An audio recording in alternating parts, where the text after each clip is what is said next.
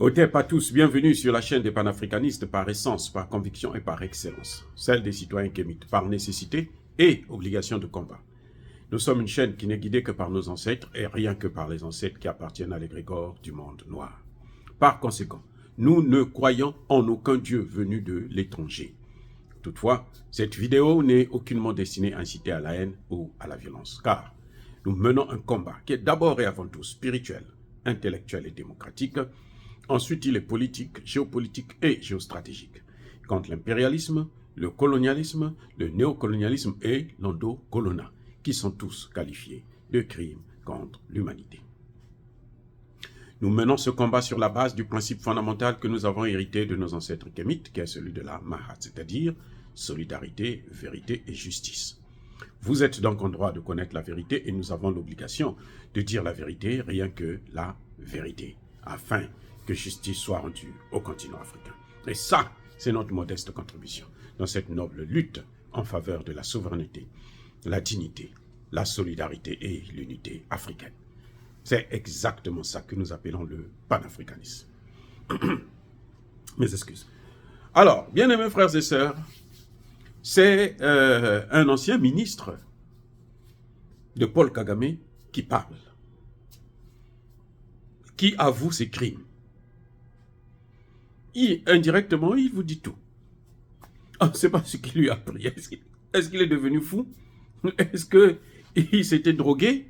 Est-ce que c'est le sang des Africains qui est en train de lui monter au-dessus tête? Je n'en sais rien. Mais en tout cas, James Kabarebe, ancien ministre de la Défense de Paul Kagame, de 2010 à 2018, et parle. Il avoue ce que les Occidentaux font à travers eux en Afrique. Il avoue le rôle que eux ils sont en train de jouer en Afrique. Il avoue c'est-à-dire que le scandale, les crimes commis par son peuple. James Kabarebe parle. Il s'adresse aux Rwandais. Il leur demande de s'unir parce qu'ils n'ont plus où aller. Ils sont haïs partout. Et il répète, il le précise. Ils sont haïs par la faute des Rwandais eux-mêmes en Afrique. Y compris au Rwanda. Parce que les gens n'en veulent plus. Les gens en ont marre de comment on appelle Kagame. Les gens en ont marre. Il commet trop de crimes. Au Rwanda seulement. Au Rwanda.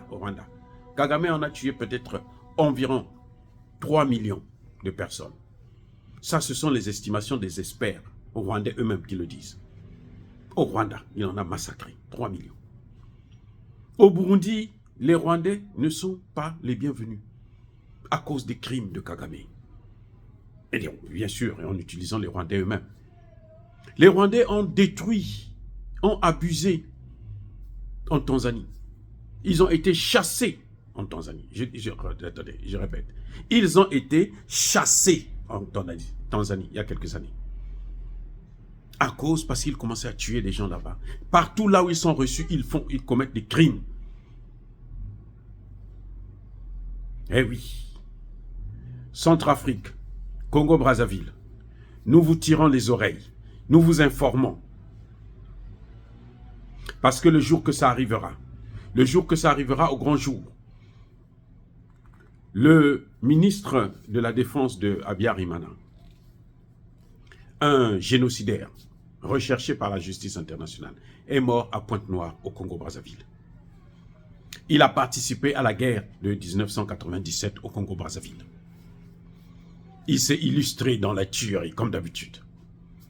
Donc, ces gens, partout là où ils passent, c'est pas moi qui parle, c'est Kabarebe plutôt. C'est lui qui parle, James Kabarebe, ministre rwandais de la Défense. Il dit, on n'a nulle part où aller, nous les Rwandais. Nous n'avons nulle part où aller. Nous devons être unis pour que nous puissions rester ici chez nous, ensemble. Il dit, il précise, en Ouganda, là, ce que nous avons fait, c'est intolérable. On ne peut pas nous accepter encore là-bas. Il dit, c'est même pas la peine de parler du Congo démocratique. Vous savez tout ce que nous faisons là-bas au Congo démocratique. Ce n'est pas un secret. Il a oublié de mentionner le chiffre. 15 millions de morts. Je répète, 15 millions de morts. Ça, c'est l'œuvre de Paul Kagame et des Rwandais au Congo démocratique. 15 millions de morts. Comment voulez-vous? Mais au Congo-Brazzaville aussi, puisqu'ils ont participé à la guerre de 97. On ne peut pas évaluer le nombre de morts. Mais ce sont des spécialistes dans la tuerie. Attendez, bien-aimés frères et sœurs, la fraternité, c'est pas ça. Non, quand on se dit frère, là, c'est pas pour que vous puissiez l'autre, l'un puisse tuer l'autre. Pourquoi? Juste pour les intérêts des Occidentaux. Parce que lui, on va lui donner un visa, parce que lui, on va lui donner une villa en France, aux États-Unis. Alors, il se donne le droit de massacrer l'autre, de massacrer les autres. C'est intolérable. Cette fois-ci, ce ne sont pas des experts qui en parlent. Ce ne sont pas des associations qui en parlent. Ce n'est pas des Congolais qui en parlent. C'est James Kabarebe, le ministre rwandais de la Défense. Il avoue ses crimes. Vous, quand vous voyez comme ça, c'est parce que nous sommes dans les temps de la fin.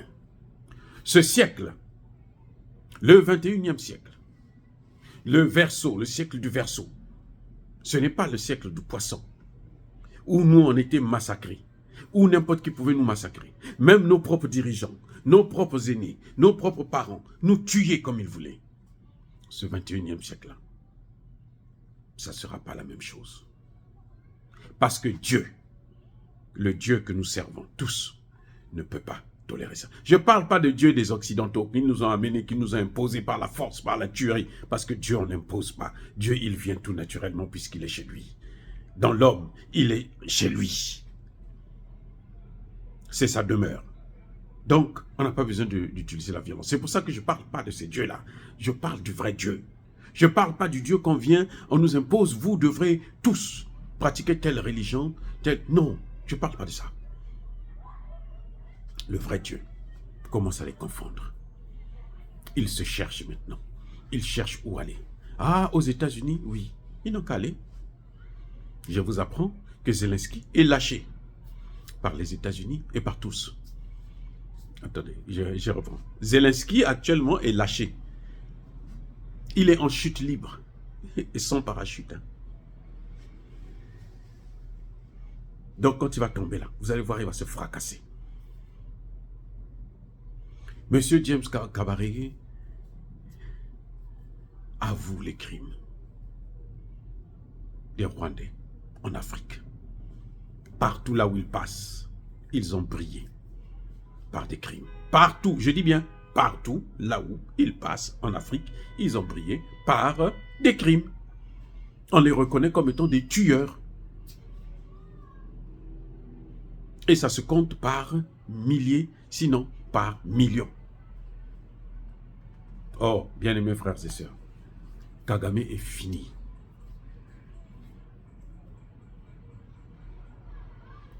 La montée en puissance de Wazalendo au Congo démocratique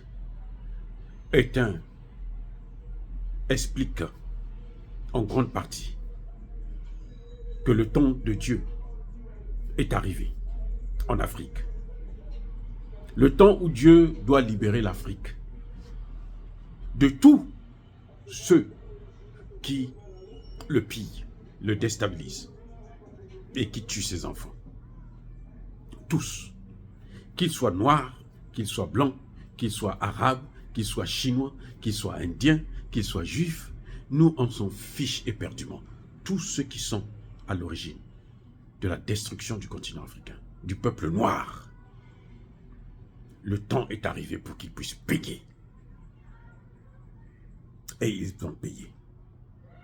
Oh, bien-aimés frères et sœurs, dire cela, c'est inciter à la haine ou à la violence. Non. Yaba colère Yamalem.